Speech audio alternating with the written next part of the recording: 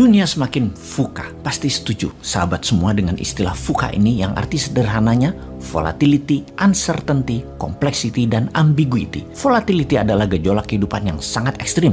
Uncertainty adalah ketidakpastian. Complexity adalah kerumitan yang parah, dan ambiguitas adalah punya banyak maksud, punya banyak arti. Tidak ada kejelasan. VUCA terjadi karena bermacam disrupsi atau kondisi di mana terjadi inovasi yang menyebabkan perubahan besar-besaran secara ekstrim ke dalam sistem yang baru. Kata disrupsi pada model bisnis baru misalnya, baru sah jika memenuhi juga unsur less government involvement atau berkurangnya campur tangan pemerintah dan regulator. Sistem baru yang lebih ringkas, mudah, dan murah. VUCA di dunia saat ini terdisrupsi model bisnis yang terparah adalah karena perang militer, perang cuaca, perang informasi, perang dagang, dan banyak lagi yang terjadi di dunia sekarang atas nama negara, atas nama wilayah, atas nama ideologi, dan berbagai alasan lainnya yang menyebabkan manusia menjadi serigala bagi sesama manusia. Kita detailkan lagi penyebab VUCA, biological warfare, yaitu perang biologi virus Wuhan misalnya, perang obat-obatan big farmasi dunia, perang militer di Ukraina, dan beberapa negara di Timur Tengah, perang pangan, efek terganggunya jalur pangan dan perubahan iklim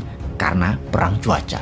Selanjutnya, kita semua tahu ada 3 gempa besar disrupsi ekonomi terjadi dalam 3 tahun terakhir yang mempercepat banyak hal berubah. Salah satunya karena berubahnya model bisnis, yaitu karena perubahan perilaku generasi digital, yaitu generasi milenial dan zilenial, disrupsi teknologi, dan disrupsi pandemi. Semua ini merubah cara bertindak dan berpikir umat manusia yang harusnya atau biasanya perubahan itu terjadi dalam hitungan dekade bahkan ratusan tahun. Namun sekarang itu bisa terjadi hanya dalam hitungan bulan. Semua bisa bergeser, semua berubah dengan drastis. Di atas semua itu, ada yang harus berubah mengikuti disrupsi dan pengendalian VUCA, yaitu cara bernegaranya. Sekali lagi kita tekankan, cara bernegara harus juga didisrupsi, diubah dengan drastis. Jadi lebih efisien, lebih ringkas, lebih taktis. Sungguh akan sangat berbeda cara bernegara ke depan untuk bisa mengikuti berbagai disrupsi penyebab VUCA agar sebuah negara menjadi negara berdaulat, stabil,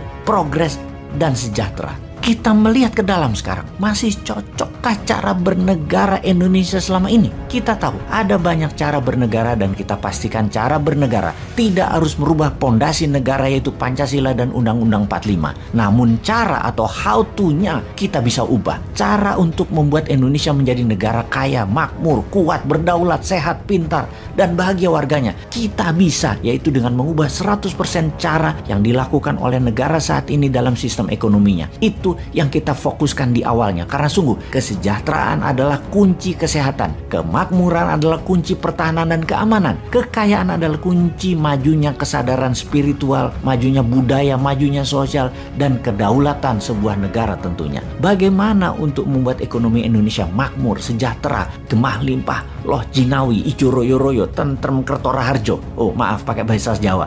Artinya makmur, sehat, aman, subur, damai. Bener deh, rasanya sulit untuk masyarakat hidup menjalankan ibadah spiritual, mencari kebahagiaan kalau perut lapar, berpenyakit, hartanya dijajah, dan menjalankan kehidupan sehari-hari, barang-barang serta jasanya bergantung dari negara dan bangsa lain. Karena itu, kita harus mempelajari banyak hal di dunia luar sana sebagai pengetahuan atas apa yang terjadi di berbagai wilayah dan apa yang terjadi di tanah air karena pengaruh di luar sana. Kemudian menyusun apa yang akan kita lakukan agar yang negatif tidak terjadi kepada masyarakat kita, yang terbaik terjadi pada kita, yang kita bawa keluar sebagai pemain besar dalam global player di dunia, dalam pengaruh positif tentunya. Kita rincikan. Kita tengok negara Nordik. Mengapa mereka kaya? Mengapa dengan jam pelajaran yang pendek, bahkan hanya sekolah 4 hari dalam seminggu yang mulai diterapkan segera, juga tidak ada PR, lebih banyak vokasinya daripada akademinya, dari pendidikan SMA ke bawah. Ternyata membuat masyarakatnya jadi handy, ringan tangan, dan terampil, serta produktif. Kita menengok Inggris, kuat dalam bidang akademi, juga kuat dalam kegiatan ekstrakurikuler yang ditiru oleh India, Amerika, Singapura, Australia. Semua meniru Inggris, cara pendidikan sekolahnya, setidaknya SMA ke bawah. Tiongkok, Jepang, Korea Selatan, dan Indonesia, cara pendidikannya semodel. Seperti misalnya menggunakan seragam, pelajaran kuat di hafalan, banyak tugas-tugas di rumah, panjang jam pelajaran sekolahnya. Dan menurut saya pribadi, Indonesia lebih pas bergaya seperti negara-negara Nordik pendidikannya. Karena pada dasarnya tangan rakyat Indonesia tuh terampil, budayanya kreatif, dan orangnya tipenya outdoor. Kita lanjutkan cara bernegaranya dengan melihat negara lain. Dan kita ambil yang terbaiknya untuk kita tiru dan kita kembangkan sesuai dengan budaya dan sosial masyarakat Indonesia. Maka kita mendaftar mana yang terbaik untuk kita adopsi. Misalnya, pertanian terefisien adalah apa yang dipraktekkan Israel dan Tiongkok di Inner Mongolia. Perkebunan terbaik meniru gaya Perancis, Spanyol, dan Amerika. Perikanan, kelautan, Jepang, dan negara Nordik patut ditiru. Menanggulangi kenaikan permukaan laut dan turunnya daratan, kita meniru Copenhagen dan Amsterdam. Militer, kita meniru Amerika dan Tiongkok. Soft power, entertainment, musik, film, budaya, meniru Korea Selatan dan Hollywood. Teknologi, meniru Tiongkok dan Amerika. Jalur distribusi dan produksi, meniru Tiongkok. Taktik perang wilayah, meniru NATO.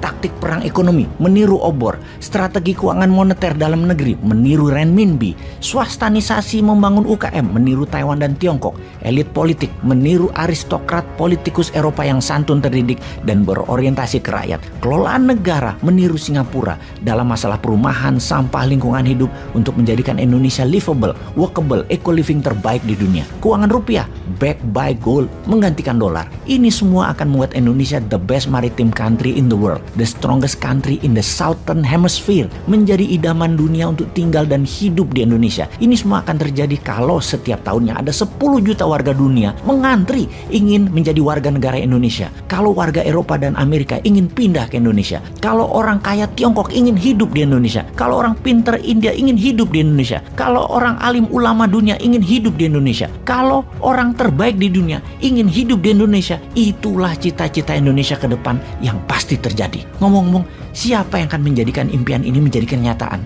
Old mind atau new mind ya? Silahkan dipikir-pikir dan dipilih deh.